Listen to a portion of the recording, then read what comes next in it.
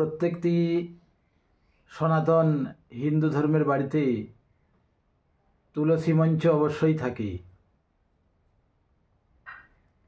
এই তুলসী মঞ্চ যে রাখা হচ্ছে, এখানে মঞ্চ কথার অর্থ কী এবং তুলসী কথার অর্থ কী সেটি আমরা দেখব।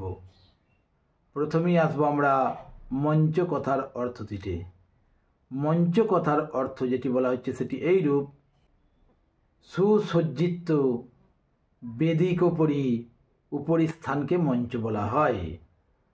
অর্থাৎ সুন্দরভাবে সজ্জিত বেদির উপরের স্থানকে মঞ্চ বলা হচ্ছে। মঞ্চ শব্দের অর্থ আরূঢ়কে ধারণ করে যে, তাহাকেই বলা হচ্ছে মঞ্চ। এটি আমরা পাচ্ছি।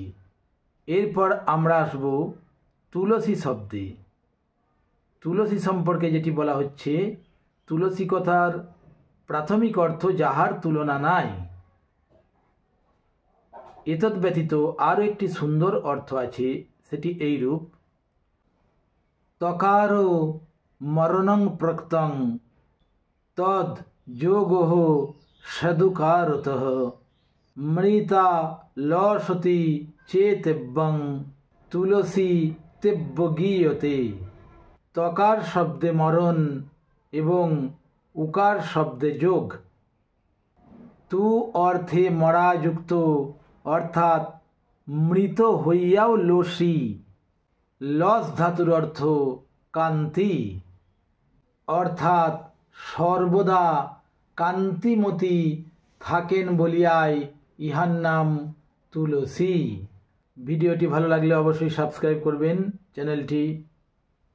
ভালো থাকবেন এবং কমেন্টের মাধ্যমে আপনাদের অমূল্য মতামত দেবেন, শেয়ার করবেন, লাইক করবেন। সকলকে নমস্কার। তুলসী সম্পর্কে যেটি বলা হচ্ছে, তুলসী কথার প্রাথমিক অর্থ যাহার তুলনা নাই।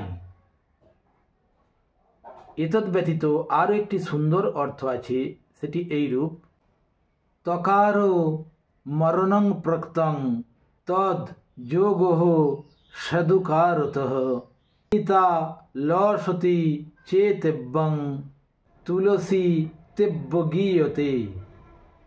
তকার শব্দে মরণ এবং উকার শব্দে যোগ।